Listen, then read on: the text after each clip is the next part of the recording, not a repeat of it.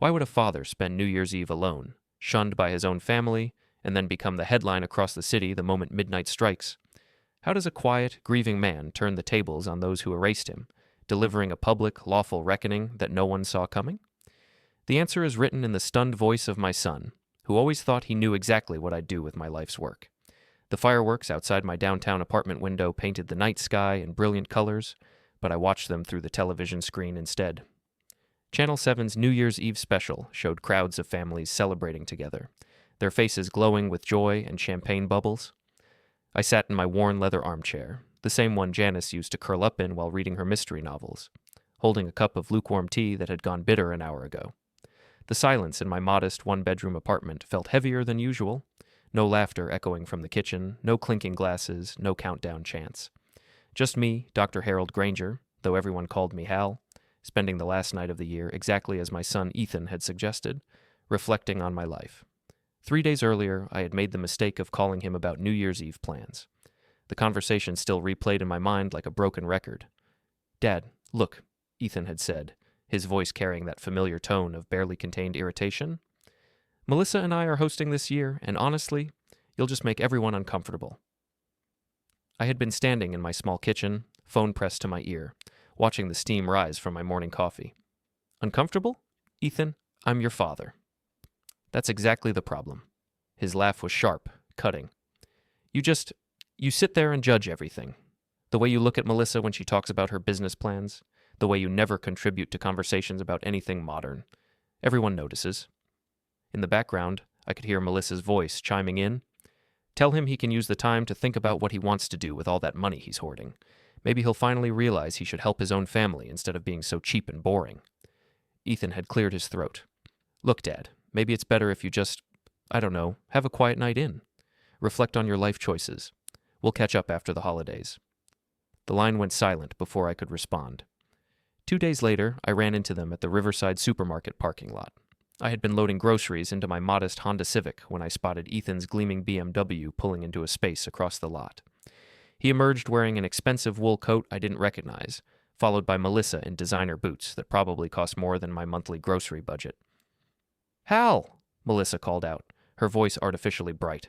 She was with 2 women I didn't recognize, friends from her boutique most likely. "Look, girls, it's Ethan's dad, the one I told you about." Ethan approached with obvious reluctance, his hands shoved deep in his coat pockets. At 29, he had grown into a man who carried himself with the kind of arrogance that came from never having truly struggled for anything. His dark hair was perfectly styled, his face clean-shaven and confident. He looked nothing like the frightened little boy I had held in the hospital the night his mother passed away while bringing him into the world. "Dad," he said curtly, "doing some shopping?" "Just picking up a few things," I replied, gesturing to my modest cart of basics. Bread, milk, canned soup, tea bags. The kind of simple groceries that had sustained me since Janice's passing 3 years ago. Melissa stepped closer to her friends, speaking in a stage whisper that she clearly intended for me to hear. "This is what I was telling you about. Look at him, shopping for one person, living in that tiny apartment downtown. He's got all this money saved up from selling his dental clinics, but he spends it on nothing. Meanwhile, Ethan's trying to start a business and could really use some family support." One of her friends, a blonde woman with too much makeup, glanced at me with obvious pity. "Oh, that's so sad. He seems lonely." "He is lonely," Melissa continued, her voice growing louder. "But he's also stubborn. Ethan keeps trying to include him in things, but he just makes everyone uncomfortable with his negativity. Like a who wants to spend New Year's Eve with someone who never has anything positive to say." Ethan shifted uncomfortably but said nothing to defend me. Instead, he checked his expensive watch. Another recent purchase I didn't remember him having before. "Dad, we should get going. Melissa's got appointments this afternoon." "Of course," I said quietly. "Have a good day." As they walked away, I heard Melissa's voice carrying across the parking lot. "See what I mean? He just accepts everything. No fight, no personality. It's like he's already given up on life." I finished loading my groceries in silence, my hands trembling slightly as I closed the trunk. Not from anger, exactly, but from something deeper. A kind of clarity that had been building for months. Back in my apartment that evening, I had opened my phone to check the family group chat, something I rarely participated in but occasionally monitored. The screen filled with photos from Ethan and Melissa's pre-New Year's Eve gathering. Cousins, siblings, family friends, all gathered around their granite kitchen island, raising glasses of wine and laughing at some shared joke. I scrolled through dozens of photos. Melissa's perfectly decorated suburban house served as the backdrop for what looked like a magazine spread of happy family life. Everyone was there: my brother Warren with his wife, my cousin Patricia and her husband, even some of Melissa's relatives who I'd only met a handful of times. Everyone except me. The final photo in the series showed Ethan and Melissa posed in front of their Christmas tree, her hand resting on his chest, both of them smiling broadly at the camera. The caption read, "So grateful for family who actually show up and support each other. Here's to cutting out the unnecessary baggage in 2024. 17 people had liked the post, including my own brother. I set the phone aside and walked to my small desk in the corner of the living room, where I kept my important papers organized in neat folders. My fingers found the calendar I'd been using to track appointments and important dates. January 15th was circled in red ink, Janice's birthday. She would have been 53 this year. Janice Weaver had entered my life 7 years after Ethan's mother passed away during childbirth. I was 36 then, struggling to raise a grieving, angry little boy while building my dental practice from nothing. She was a librarian at the downtown branch, patient and kind, with warm brown eyes and a laugh that could fill a room. For 5 years, she had been the light of our small family. She treated Ethan like her own son, even when he was cold to her, even when he made it clear that he resented her presence in our home. She never complained, never demanded gratitude, never stopped trying to win his affection. When the cancer came, swift and merciless, she faced it with the same quiet dignity she brought to everything else. Ethan was 24 then, old enough to understand loss, old enough to show compassion. Instead, he had treated her final months as an inconvenience, visiting the hospital only when pressed, showing more interest in his new girlfriend Melissa than in the woman who had helped raise him. Janice passed away on a Tuesday morning in March, holding my hand in the oncology ward of Riverside General Hospital. Ethan arrived 2 hours later, checked his phone 3 times during the brief conversation with her doctor, and left before any of the final arrangements were settled. Now, sitting alone on New Year's Eve, I poured myself a fresh cup of tea and returned to my chair. The television continued its coverage of the city's celebration, but I barely heard it. My mind was elsewhere, calculating and planning in the methodical way that had served me well throughout my career. At exactly midnight, the city erupted in celebration. Fireworks bloomed across the sky. Car horns honked in joyful chaos. And somewhere in the distance, I could hear people cheering from their balconies. I raised my teacup in a small, private toast to the new year. My phone buzzed with a breaking news notification, the screen lighting up briefly in the darkness. I glanced at it, but didn't bother to read the headline. Whatever crisis was unfolding in the world could wait until morning. Instead, I finished my tea, turned off the television, and prepared for bed. Tomorrow would bring new possibilities, and I had important work to do. The next morning, I drove to Riverside Cemetery under a gray January sky. The roads were quiet, most of the city still recovering from their New Year's celebrations. I parked near the main entrance and walked the familiar path to Section C, where Janice rested under a simple granite headstone that read, "Janice Weaver Granger, beloved wife, friend to all, reader of stories." I knelt beside her grave and brushed away the fallen leaves that had gathered over the winter. The small solar light I'd installed last spring still glowed softly, even in the pale morning sun. "Hello, sweetheart," I said quietly, settling into the one-sided conversation that had become my monthly ritual.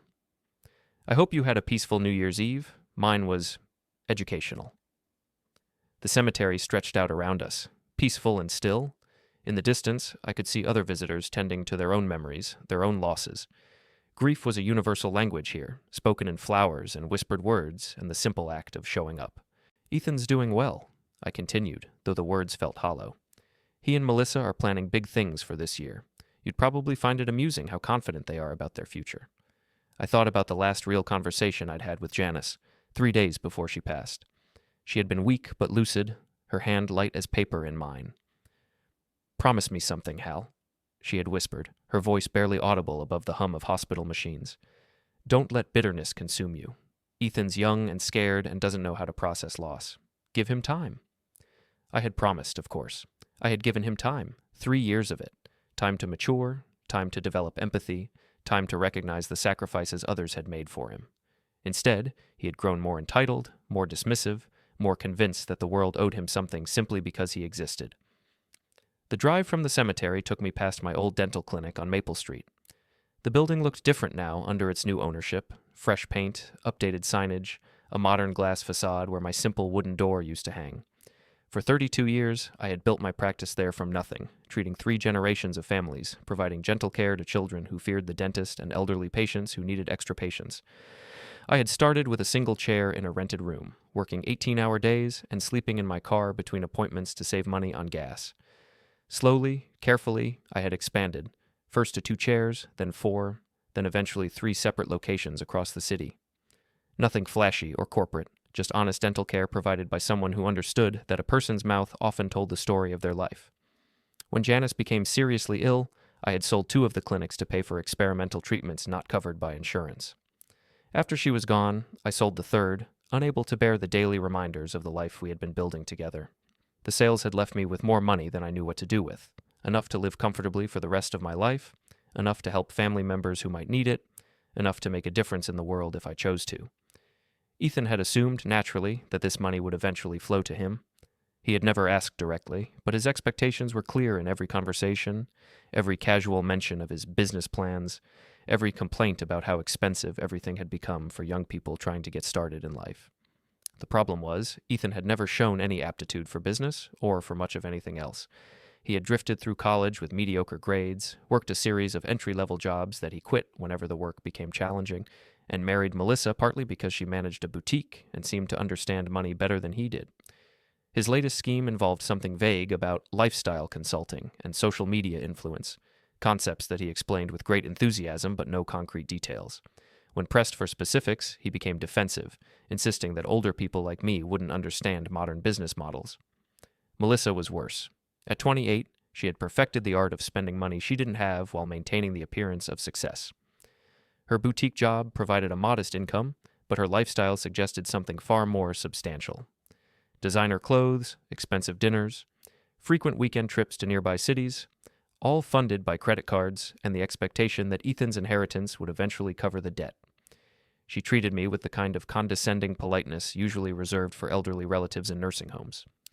When she spoke to me at family gatherings, her voice took on an artificially cheerful tone, as if she were addressing someone with limited mental capacity.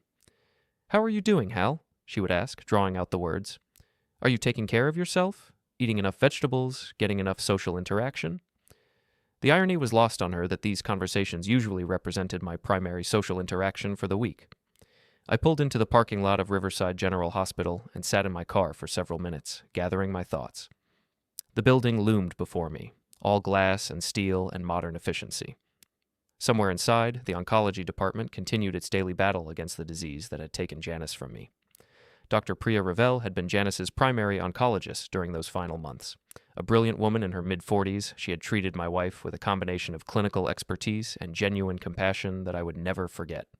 She had been honest about the prognosis without being cruel, had fought for every possible treatment option, and had held my hand when the fight was finally over. I had stayed in touch with Dr.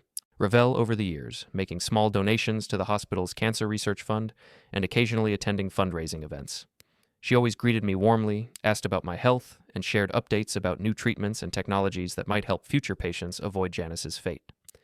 Last month, during one of these conversations, she had mentioned the department's need for new imaging equipment, machines that could detect cancer earlier and more accurately than current technology allowed. The cost was substantial, far beyond what the hospital's normal fundraising efforts could cover. "It's frustrating," she had admitted over coffee in the hospital cafeteria. "We know this equipment could save lives, could catch cancers like Janice's before they become terminal. But the funding just isn't there." I had listened carefully, asking questions about the technology, the timeline for implementation, the potential impact on patient outcomes. Dr. Ravel had answered thoroughly, her passion for her work evident in every word. That conversation had planted a seed that had been growing in my mind ever since. Now, sitting in the hospital parking lot, I pulled out my phone and scrolled to my lawyer's number. Margaret Thornfield had handled my affairs since the clinic sales, a sharp woman in her 60s who understood the complexities of estate planning and charitable giving. "Margaret," I said when she answered, "it's Hal Granger. I'd like to schedule a meeting to discuss some changes to my estate planning. Are you available this week?" "Of course, Hal. Is everything all right?" "Everything's fine. I've just been doing some reflecting, and I think it's time to make sure my affairs are in order, exactly as I want them." "I can see you Thursday afternoon, if that works." "Perfect. And Margaret, I'd like to discuss setting up a substantial charitable donation, something that would have immediate impact." There was a brief pause. "How substantial are we talking about?" "All of it," I said quietly. I want to discuss donating my entire savings to establish a medical equipment fund. Another pause, longer this time. Hal, that's a significant decision. Have you discussed this with your family? That won't be necessary, I replied. I'll see you Thursday. I hung up and sat in the silence of my car, watching hospital staff come and go through the main entrance. Doctors and nurses and technicians, all dedicated to healing, all working with equipment and resources that could always be better, more advanced, more capable of saving lives. For the first time in months, I felt something that resembled peace.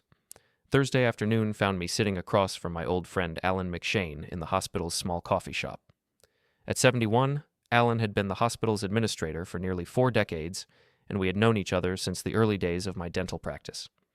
He was one of the few people who remembered both of my wives, who understood the depth of my losses without needing lengthy explanations. You look different, Alan observed, stirring sugar into his coffee. More settled, somehow. I've been making some decisions, I replied. Important ones. Alan's weathered face creased into a knowing smile. About time. You've been drifting since Janice passed, Hal. She wouldn't have wanted that for you. No, she wouldn't have. I took a sip of my coffee, gathering my thoughts. Alan, I want to ask you about something Dr. Ravel mentioned, the imaging equipment the oncology department needs. Ah, yes. The MRI upgrade and the new PT scanner. State-of-the-art technology that could revolutionize early detection. We're talking about equipment that could identify cancers months or even years before current methods. He shook his head. Unfortunately, we're also talking about a price tag that's well beyond our current fundraising capacity. How much? For both machines, including installation and training, around $2 million. I nodded slowly. And the impact? Immeasurable. Dr. Ravel estimates we could improve early detection rates by 30%, maybe more. That translates to lives saved, Hal. People who get to go home to their families instead of... He trailed off, realizing the sensitivity of the topic. Instead of passing away in a hospital bed while their loved ones watch helplessly, I finished.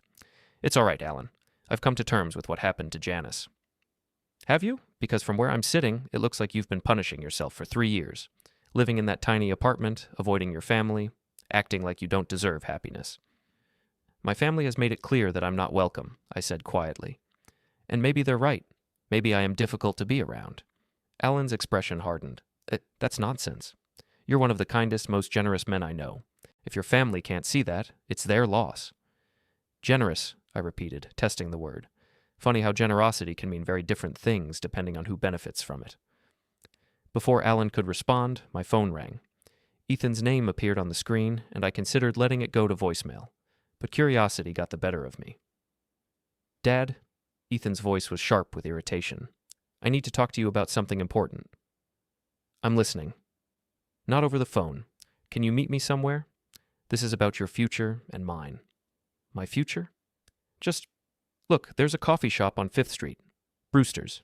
Can you be there in an hour? I glanced at Alan, who was watching with obvious concern. I suppose so. Good. And Dad? Come prepared to have a serious conversation about your savings. It's time we talked about what you're planning to do with all that money. The line went silent. I stared at the phone for a moment before setting it aside. Trouble? Alan asked. My son wants to discuss my financial future. Apparently it's time for a serious conversation. Are you going to tell him about your donation plans? I think, I said slowly, that Ethan is about to tell me exactly what kind of man he's become, and that conversation might be very educational for both of us. An hour later, I sat in Brewster's coffee shop waiting for my son. The place was busy with the afternoon crowd.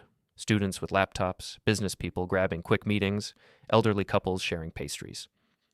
I had chosen a table in the back corner, away from the main flow of traffic. Ethan arrived 15 minutes late, looking harried and slightly out of breath. He was dressed in his usual expensive casual wear. Designer jeans, a cashmere sweater, leather shoes that probably cost more than most people spent on groceries in a month. Melissa followed behind him, her face set in determined lines. Dad, Ethan said, sliding into the chair across from me.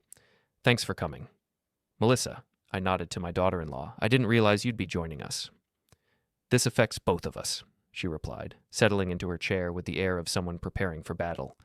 And frankly, Hal, this conversation is long overdue. Ethan leaned forward, his hands clasped on the table. Dad, I'm going to be direct here. Melissa and I have been talking, and we're concerned about your situation. My situation? You're 64 years old, living alone in a tiny apartment with no social life and no apparent plans for the future. Meanwhile, you're sitting on a substantial amount of money that could be put to much better use. I took a sip of my coffee, saying nothing. Melissa picked up the thread. What Ethan's trying to say is that we're young, we have energy and ambition, and we could really make something of ourselves with the right financial backing. But instead, that money is just sitting in your savings account earning minimal interest. I see. I kept my voice neutral. And what exactly are you proposing? Ethan's eyes lit up with sudden enthusiasm. I've been developing this business plan, a lifestyle consulting firm that helps people optimize their personal and professional lives through social media strategies and wellness coaching. The market potential is enormous, Dad. We're talking about a multi-million-dollar industry that's just getting started. And you have experience in this field? I have vision, Ethan replied, his voice taking on a defensive edge. Experience can be learned. What matters is getting in on the ground floor of something revolutionary. Melissa reached into her purse and pulled out a folder. We've put together some preliminary numbers.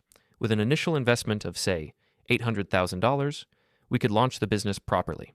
Office space, marketing, technology, staff, everything needed to compete at a professional level. $800,000, I repeated. It's a fraction of what you have saved, Ethan said quickly. And it's not like you're using the money for anything. When was the last time you bought yourself something nice? When was the last time you traveled or went out to dinner somewhere that wasn't a chain restaurant? Your father has simple tastes, I said quietly. That's the problem. Melissa's voice rose slightly, drawing glances from nearby tables. You're living like a monk while sitting on enough money to change lives. It's selfish, honestly. Ethan shot her a warning look, but continued in the same vein. What she means is that you have an opportunity to help your family succeed, to be part of something bigger than just existing. And if I chose not to invest in your business? The question hung in the air for a long moment. Ethan and Melissa exchanged a look that spoke volumes. Then I guess we'd have to accept that family loyalty doesn't mean much to you, Ethan said finally. But Dad, you won't need that money forever. You're already in your 60s. Statistically speaking, you've got maybe 20 good years left, and you're spending them alone in a studio apartment eating canned soup. Maybe it's time to think about legacy, Melissa added. About what you want to be remembered for. Do you want to be the guy who clung to money until the end, or the father who helped his son achieve something meaningful? I finished my coffee and set the cup down carefully. That's an interesting perspective on legacy. So you'll consider it? Ethan leaned forward eagerly. Oh, I'll definitely consider it, I said, standing up from the table. In fact, I've been thinking about legacy quite a lot lately. Great. So when can we sit down and go over the business plan in detail? I've got spreadsheets, market research, everything you'd need to make an informed decision. I'll be in touch, I replied, pulling on my coat. Enjoy the rest of your afternoon. As I walked toward the door, I heard Melissa's voice behind me. God, he's so dramatic. Did you see the way he said legacy? Like he's planning something mysterious. He'll come around, Ethan replied. He doesn't have any other options. I stepped out into the cold January air and walked slowly back to my car. They were wrong about one thing. I had plenty of options, more than they could possibly imagine. That evening, I sat at my small desk and opened the folder labeled Janus Oncology. Inside were medical records, insurance documents, and a collection of thank you notes from Dr. Ravel and the nursing staff who had cared for my wife during her final months. At the bottom of the folder was a pamphlet about the hospital's cancer research fund, something Dr. Ravel had given me months ago. I spread it open on my desk and read through the list of potential projects, the equipment needs, the funding gaps that prevented life-saving research from moving forward. I picked up my phone and dialed Margaret Thornfield's number. Margaret, it's Hal Granger. I know we're meeting tomorrow, but I wanted to give you some additional information to prepare. Of course. What's on your mind? I want to establish a medical equipment fund in my wife's name, the Janice Weaver Granger Memorial Fund for Oncology Equipment, and I want it announced publicly with full media coverage. That's quite a statement, Hal. Are you sure about the public announcement? Absolutely certain. I want everyone to know exactly what I chose to do with my money and why. And your family. My family will learn about it when everyone else does. I think that's appropriate, given the circumstances. There was a long pause. Hal, this sounds like more than charitable giving. This sounds like a message. It is a message, Margaret. It's a message about what really matters and who really deserves to be remembered. All right. Let me make some calls. If we're going to do this, we're going to do it right. I hung up and looked at the calendar on my desk. January 15th, Janice's birthday was circled in red, just 10 days away. It seemed like an appropriate date for new beginnings. Friday morning found me back in Margaret Thornfield's law office, a modest suite in a downtown building that had seen better decades. Margaret had been handling estate planning for 40 years, and her office reflected both her experience and her no-nonsense approach to legal matters. The walls were lined with law books and filing cabinets, and her desk was organized with the precision of someone who understood that details mattered. "Hal," she said, gesturing for me to take a seat across from her desk, "I've had some time to think about our conversation yesterday, and I want to make sure you understand the full implications of what you're proposing." "I understand perfectly." "Do you?" "Because what you're describing is the complete liquidation of your life savings, approximately $1.8 million, to establish a charitable fund. This would leave you with only your Social Security and a modest retirement account to live on." "That's correct." Margaret leaned back in her chair, studying my face. "And you want this announced publicly, with media coverage, on January 15th. "Janice's birthday, yes." "Hal, I have to ask, is this decision motivated by anger toward your family?" I considered the question carefully. "It's motivated by clarity about what matters most. My family has made their priorities very clear. I'm simply aligning my actions with mine." "Your son will likely contest this, you know. He could argue that you were coerced or not of sound mind."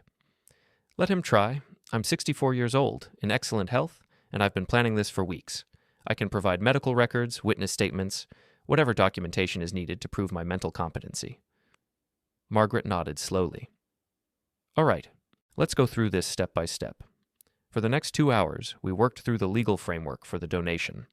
The Janice Weaver Granger Memorial Fund would be established as a restricted charitable fund, meaning the money could only be used for specific purposes, in this case, the purchase of oncology equipment for Riverside General Hospital. "The hospital will need to provide detailed proposals for how the money will be spent," Margaret explained. "They'll also need to agree to proper recognition of the gift, including permanent plaques acknowledging your wife's memory." "And the timeline?" "If we file the paperwork today, the fund can be operational within 2 weeks. The hospital can begin purchasing equipment immediately." "Perfect." Margaret pulled out a fresh legal pad and began drafting the preliminary documents. "Now, about the media announcement. I can arrange for a press release to be distributed to local news outlets, but if you want television coverage, we'll need to be more strategic. I want maximum coverage: print, television, online, everything. That's going to require some coordination. Let me reach out to my contacts at the local stations. A donation of this magnitude, especially with the human interest angle of your wife's story, should generate significant interest." As Margaret worked on the legal documents, I excused myself to make a phone call. In the hallway outside her office, I dialed Alan McShane's number. "Alan, it's Hal. Do you have a few minutes to talk?" "Of course. How did your meeting with Ethan go yesterday?" "Educational. Very educational. Alan, I want to move forward with the equipment donation we discussed. All of it. The MRI upgrade, the PET scanner, everything Dr. Ravel mentioned." There was a moment of stunned silence. "Hal, that's a tremendous gift. Are you certain about this?" "I've never been more certain about anything in my life." "The hospital board will need to approve acceptance of such a large donation, but I can't imagine any objections. This is extraordinary, Hal. I want the announcement made on January 15th. Can you arrange for Dr. Ravel to be available for media interviews that day?" "January 15th? That's Janice's birthday." "Yes, it is." "Of course. I'll coordinate with the hospital's public relations department. Hal, I have to ask, does your family know about this?" "They'll know soon enough." After finishing the call, I returned to Margaret's office to sign the preliminary documents. The paperwork was extensive: fund establishment forms, hospital agreements, media release authorizations, and updated estate planning documents that reflected my new financial reality. "There's one more thing," I said as Margaret organized the signed papers. "I want to make sure my son receives formal notification of these changes to my estate, something official, delivered by certified mail." "That's not legally required, but it's certainly possible. What specifically do you want him to know?" "I want him to know that as of January 15th, his inheritance will consist of my personal effects, my car, and whatever small balance remains in my checking account after final expenses. I want him to understand that the money he's been counting on no longer exists." Margaret's expression grew concerned. "Hal, this is starting to sound punitive." "It's not punitive. It's educational. Ethan needs to understand that money isn't inherited. It's earned through character, compassion, and contribution to something larger than oneself. And if he tries to reconcile after the announcement, if he realizes what he's lost and wants to make amends, Then he'll have learned a valuable lesson about the consequences of taking family for granted, but the money will still be gone, doing good work in Janice's memory. Margaret finished organizing the documents and locked them in her office safe.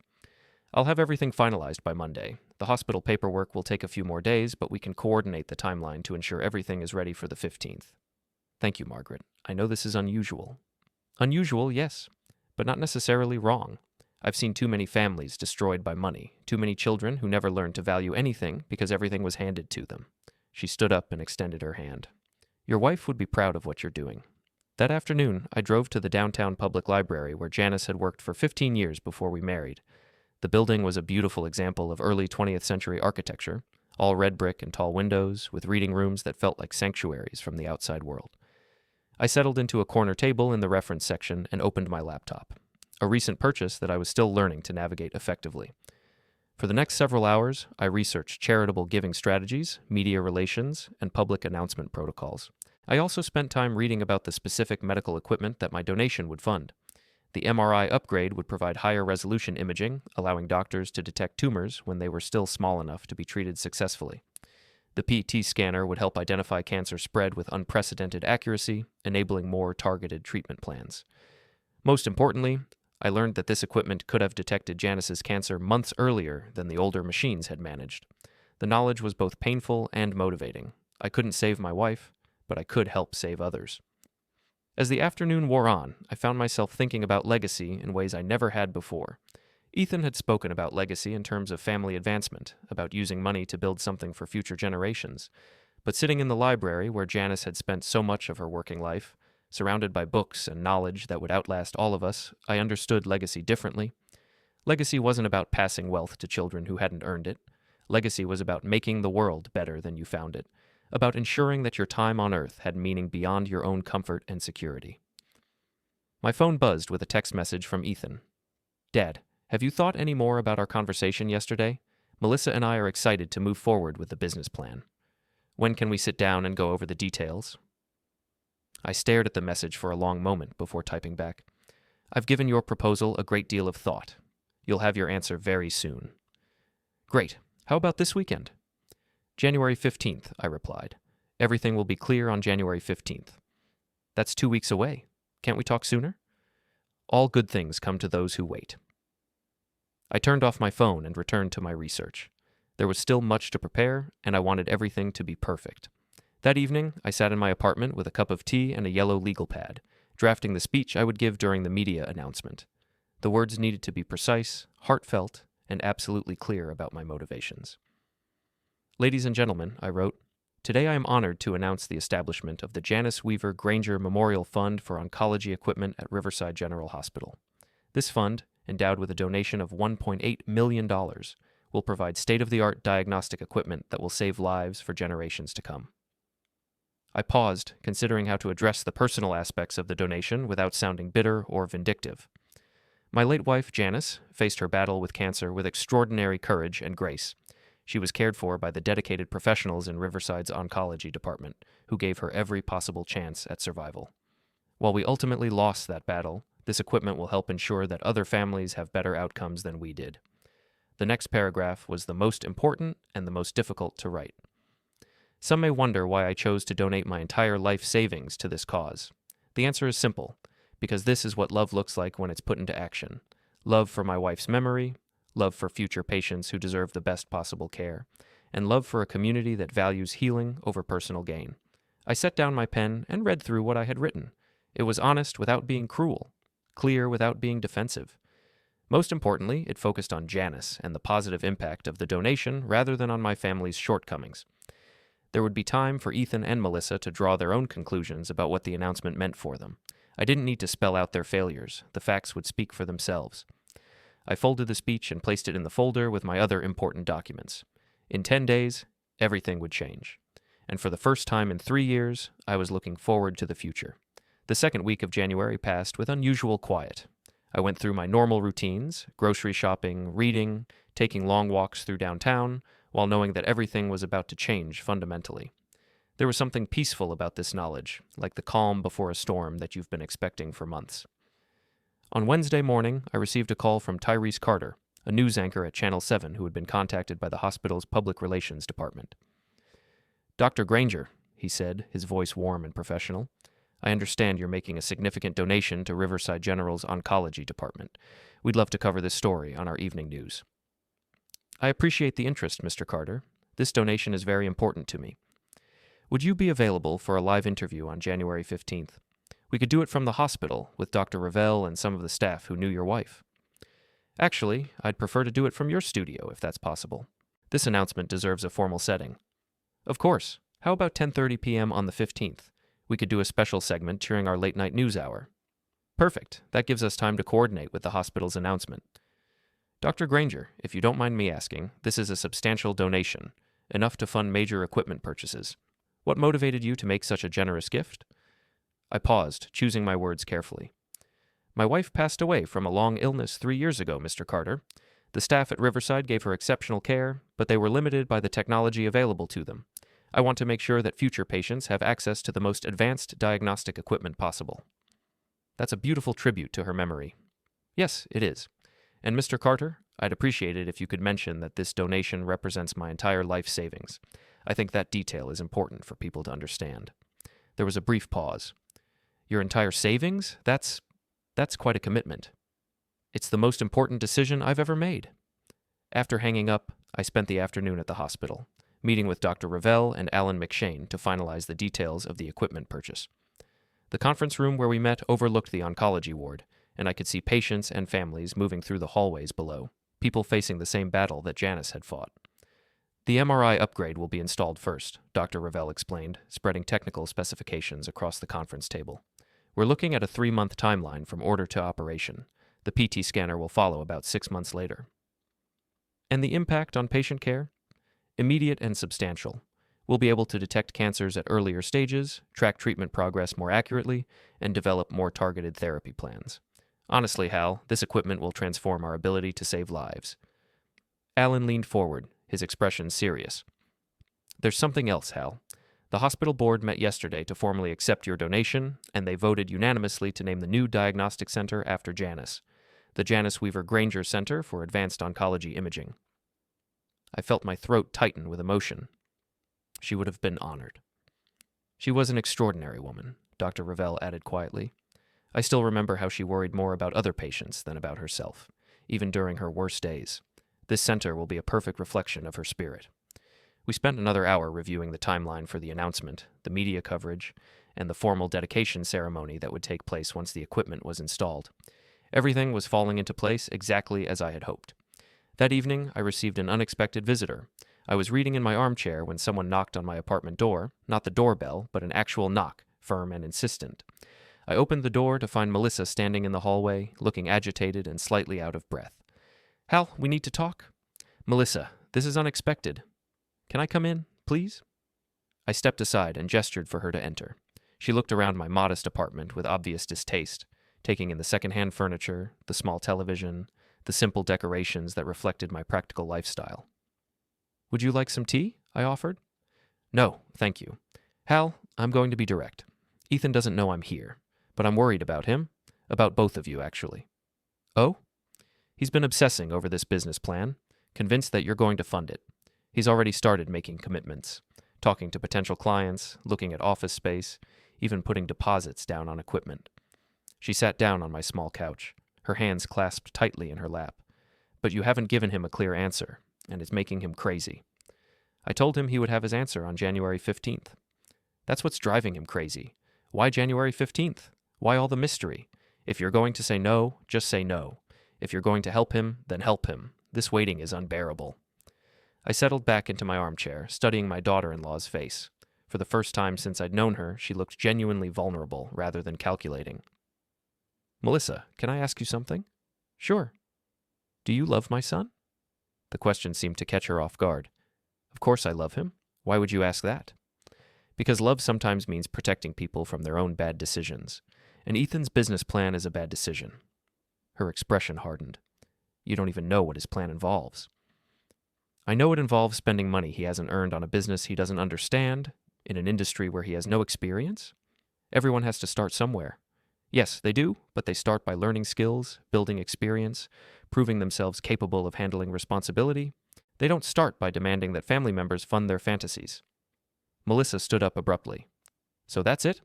You're going to let your own son fail because you disapprove of his methods?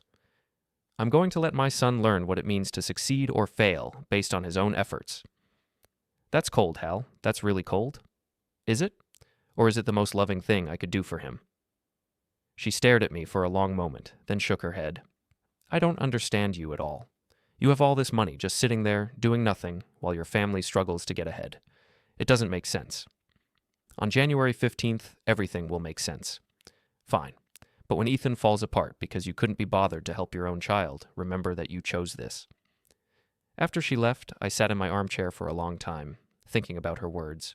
Was I being cold? Was I failing my son by refusing to enable his poor judgment? But then I thought about Janice, about her quiet strength and her unwavering belief in doing the right thing even when it was difficult. She had never enabled Ethan's selfishness, had never rewarded his disrespect with special treatment. If anything, she had tried to teach him the values that I was now trying to reinforce. I pulled out my phone and scrolled to the family group chat, which I hadn't checked in several days. The conversation was filled with excited messages about Ethan's business plans. Apparently, Melissa had shared some details with the extended family, and everyone was offering advice and encouragement. My brother Warren had written, "Sounds like an exciting opportunity, Ethan. Your dad should be proud to support something like this." My cousin Patricia added, "Family businesses are the best kind. I'm sure Hal will do the right thing." Even some of Melissa's relatives had chimed in with enthusiasm about the potential for success. The only person who hadn't commented was me. I scrolled back through weeks of messages, looking for any conversation that wasn't about money, business opportunities, or material success. There were photos of expensive purchases, discussions of vacation plans, complaints about the cost of living, but nothing about books anyone had read, movies they'd enjoyed, volunteer work they'd done, or simple moments of happiness that didn't involve spending money. This was my family. These were the people who had excluded me from New Year's Eve because I would make them uncomfortable. I closed the chat without responding and returned to my book. In 3 days, they would understand exactly what I thought of their priorities. On Saturday morning, January 13th, I made my final preparations. I visited the bank to transfer funds into the charitable account that Margaret had established, signed the last of the legal documents, and confirmed the media schedule with Tyrese Carter. That afternoon, I drove to Janice's grave one last time before the announcement. "Tomorrow is your birthday, sweetheart," I said, kneeling beside her headstone. "And I have a gift for you. Not flowers or a memorial plaque, but something that will save lives. Something that will make sure other wives and husbands don't have to say goodbye the way we did." The cemetery was quiet, except for the sound of wind through the bare trees. In the distance, I could see other visitors tending to their own memories, their own losses. "I hope you approve of what I'm doing. I think you would. You always believed that love was something you demonstrated through actions, not words. Well, this is my action. This is how I'm choosing to love you and honor you and make sure your memory does something beautiful in the world." I stood up slowly, my knees protesting the cold. Tomorrow would be a long day, filled with media interviews and public announcements and family confrontations that I wasn't looking forward to. But it would also be the day that Janice's name became permanently associated with healing and hope. That evening, I laid out my best suit, a navy blue wool that I had bought for Janice's funeral and rarely worn since. I polished my shoes, organized my speech notes, and set my alarm for 6 a.m. At 10 p.m., my phone rang. Ethan's name appeared on the screen. "Dad, I can't wait until Monday. I need to know what you've decided." "Ethan, we've been through this. January 15th. But I've been thinking about our conversation at the coffee shop, and I realized I might have come across as demanding. That wasn't my intention. I just want you to know that this business opportunity could be good for both of us. You could be a partner, not just an investor." "A partner?" "Absolutely.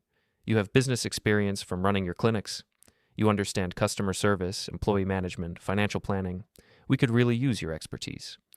I almost smiled at the transparent attempt at manipulation. "That's very generous of you to offer. So you'll consider it? Really consider it?" "Ethan, I promise you that after tomorrow, you'll know exactly where I stand on every important issue. There won't be any more uncertainty." Okay. I can wait one more day. But Dad, I love you. I know we don't always see eye to eye, but you're my father, and I want us to work together on this. I love you too, son. And tomorrow, you'll understand exactly what that love looks like. After hanging up, I sat in my armchair and looked around my modest apartment one last time as a wealthy man. Tomorrow night, I would return here as someone who had given away everything he owned except the bare necessities of life. The thought didn't frighten me. If anything, it felt liberating. I turned off the lights and went to bed, sleeping more peacefully than I had in months.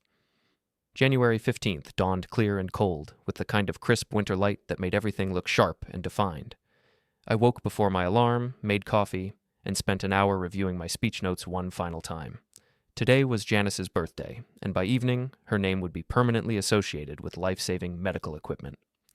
At 9 a.m., I met with Margaret Thornfield and Alan McShane at the hospital for a final coordination meeting. The press conference was scheduled for 2 p.m. in the hospital's main conference room, followed by my television appearance at 10:30 p.m. "The paperwork is all finalized," Margaret reported, spreading documents across the conference table. "The donation is official as of this morning. $1.8 million has been transferred to the Janice Weaver Granger Memorial Fund for Oncology Equipment." Alan nodded approvingly. "Dr. Ravel is ready for the press conference, and we've invited several patients and family members who were treated in our oncology department. They're excited to share their stories about how this equipment will impact future care." And the media response? Substantial. Channel 7 is doing the main coverage, but we've got interest from 3 other television stations, 2 newspapers, and several online news sites. This is going to be a significant story, Hal. I felt a mixture of nervousness and satisfaction. Good. This deserves significant coverage. The press conference went exactly as planned. Dr. Ravel spoke eloquently about the impact of early cancer detection, describing how the new MRI and PT scanner would revolutionize patient care. Several cancer survivors shared their stories, explaining how earlier detection might have changed their treatment experiences. When my turn came to speak, I stood at the podium and looked out at the assembled reporters, hospital staff, and community members. "Ladies and gentlemen, today marks what would have been my late wife Janice's 53rd birthday. 3 years ago, she lost her battle with cancer in this hospital, cared for by the most dedicated medical professionals I have ever known. While we could not save Janice, the equipment funded by this donation will help save countless other lives in the years to come." I paused, gathering my thoughts for the most important part of the announcement. This donation represents my entire life savings. Every dollar I accumulated during 32 years of dental practice, every penny from the sale of my clinics, every cent I had planned to leave to my family. I have chosen instead to invest this money in something that will outlast all of us, the fight against cancer. A murmur went through the audience. Several reporters raised their hands with questions.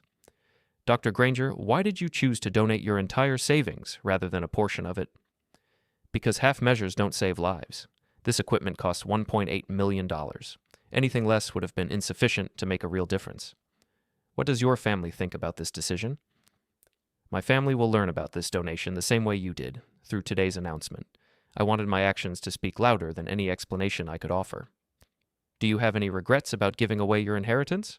"None whatsoever. Money that sits in a bank account helps no one. Money that saves lives honors the memory of everyone we've lost to this disease." The questions continued for another 20 minutes, but I could see that the story was already taking shape in the reporters' minds. This wasn't just a charitable donation, it was a statement about values, priorities, and what really mattered in life. After the press conference, I spent the afternoon at the hospital, touring the oncology ward and meeting with staff members who had cared for Janice. Many of them remembered her warmly, sharing stories about her kindness to other patients and her determination to maintain her dignity throughout her treatment. Dr. Ravel walked with me through the area where the new equipment would be installed. "The MRI suite will be here," she explained, pointing to a space that was currently under construction. "And the PET scanner will go in the adjacent room. We're hoping to have everything operational by summer." Janice would have loved knowing that her name will be associated with this work. She was special, Hal. Even during her worst days, she worried about other patients, asked about their treatments, offered encouragement to families who were struggling. This center will be a perfect reflection of who she was. At 6 p.m., I returned to my apartment to prepare for the television interview. The early news broadcasts were already covering the donation story, and my phone had been buzzing with calls and text messages all afternoon. I had ignored most of them, but I couldn't help noticing that several were from family members. My brother Warren had called 3 times. My cousin Patricia had left 2 voicemails. Even some of Melissa's relatives had reached out, apparently having seen the early news coverage, but nothing from Ethan or Melissa. I showered, put on my navy suit, and drove to the Channel 7 studios. The building was modern and glass-fronted, with a lobby full of awards and photographs from decades of local news coverage. Tyrese Carter met me in the green room, a small space with comfortable chairs and a coffee station. He was younger than he appeared on television, probably in his late 30s, with an easy manner that put me at ease. Dr. Granger, thank you for coming in tonight. I have to say, this is one of the most remarkable stories I've covered in years. Thank you. This announcement is very important to me. I can see that. Now, we'll be going live at 10:30, right after the regular news broadcast. I want to focus on your wife's story, the impact of the donation, and your decision to give away your entire savings. Are you comfortable discussing all of those topics? Absolutely. There's been some speculation about your family's reaction to this news. Are you prepared to address that? I'm prepared to address anything you think is relevant to the story. At 10:25, I was seated across from Tyrese in the studio, with bright lights and cameras creating an intimate space within the larger newsroom. Through the glass walls, I could see other staff members monitoring the broadcast. Good evening, I'm Tyrese Carter, and this is a special report about an extraordinary act of generosity right here in our community. With me tonight is Dr. Harold Granger, who today announced a donation of $1.8 million to establish the Janice Weaver Granger Memorial Fund for Oncology Equipment at Riverside General Hospital. The camera focused on me, and I felt surprisingly calm. Dr. Granger, tell us about your wife, Janice. Janice was the kindest person I ever knew. She was a librarian, a lover of books and stories, someone who believed that every person had value and deserved compassion. When she was diagnosed with cancer, she faced her illness with extraordinary courage, always thinking about other patients even during her own treatment.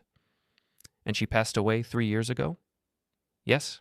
Despite the best efforts of the medical team at Riverside, we lost her battle with cancer. But the care she received was exceptional, and I've always been grateful to Dr. Ravel and her staff for everything they did. Today you announced that you're donating your entire life savings to purchase new diagnostic equipment for the hospital's oncology department. That's a remarkable decision. It's the right decision. This equipment will detect cancers earlier and more accurately than current technology allows. It will save lives, Tyrese. It will help other families avoid the loss that I experienced. Dr. Granger, I have to ask, what does your family think about this donation? I paused for a moment, choosing my words carefully. My family learned about this donation today, along with everyone else. I wanted my actions to speak for themselves. This represents your entire inheritance, money that would typically be passed down to children and grandchildren. Was that a difficult decision? Not at all. Money that sits unused helps no one. Money that saves lives creates a legacy that will last forever. Janice's name will now be permanently associated with healing and hope. That's the kind of inheritance that matters. The equipment you're funding. Tell us about the impact it will have. Dr. Ravel estimates that this technology will improve early cancer detection by 30% or more. That translates directly into lives saved, families that won't have to say goodbye prematurely, people who will get to watch their children grow up. Dr. Granger, is there anything you'd like to say to other families who are facing cancer diagnoses? I'd like them to know that there are people fighting for them, that medical technology is advancing rapidly, and that early detection gives them the best possible chance for successful treatment. And I'd like them to know that Janice's memory is now part of that fight. The interview continued for another 10 minutes, covering the timeline for equipment installation, the formal dedication ceremony planned for later in the year, and the hospital's broader cancer treatment programs. As we wrapped up, Tyrese looked directly into the camera. Dr. Harold Granger has chosen to honor his wife's memory by ensuring that future cancer patients have access to the most advanced diagnostic technology available. The Janice Weaver Granger Memorial Fund represents not just a substantial financial gift, but a profound statement about what really matters in life. The cameras stopped rolling, and I shook hands with Tyrese and the production staff. Several people approached me to express their admiration for the donation and share their own stories about family members who had battled cancer. It was 11:15 p.m. when I finally left the studio and walked to my car in the parking garage. The city was quiet, most people already home and settled for the evening. I drove slowly through the downtown streets, past the hospital where Janice had spent her final weeks, past the cemetery where she rested, past the small apartment that had been my refuge for the past 3 years. As I pulled into my building's parking garage, my phone rang. Ethan's name appeared on the screen, and I could see that I had missed 17 calls from him during the interview. I answered on the 4th ring. "What the hell is on the news?" His voice was shaking with rage and disbelief. "Dad, what did you do?" "I honored your stepmother's memory. You gave away my inheritance. You gave away everything. How could you do this to me?" "I gave away my money, Ethan. Money that I earned, money that I had every right to donate to a cause I believed in." But you knew I needed that money. You knew Melissa and I were counting on it for the business. I knew you assumed you were entitled to it. Those are very different things. This is insane. You can't just... This has to be illegal somehow. You can't give away someone else's inheritance. It wasn't your inheritance, son. It was my life savings, and I chose to use it to save lives. There was a long pause, and I could hear Melissa's voice in the background, though I couldn't make out the words. Dad? Ethan's voice was quieter now, more desperate. Please tell me this is some kind of joke. Please tell me you didn't really give away everything. I gave away everything that mattered to you. I kept everything that matters to me. What the hell does that mean?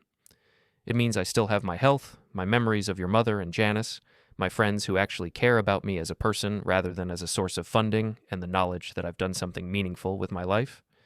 You've ruined everything. Melissa and I had plans, we had commitments, you had assumptions, and now you'll learn what it means to build something based on your own efforts rather than someone else's money. I can't believe you did this. I can't believe you chose strangers over your own family. I chose love over greed, Ethan.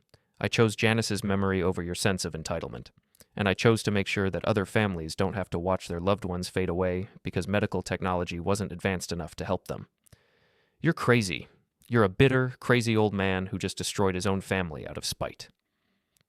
I sat in my car in the darkness of the parking garage, listening to my son's voice break with anger and disappointment.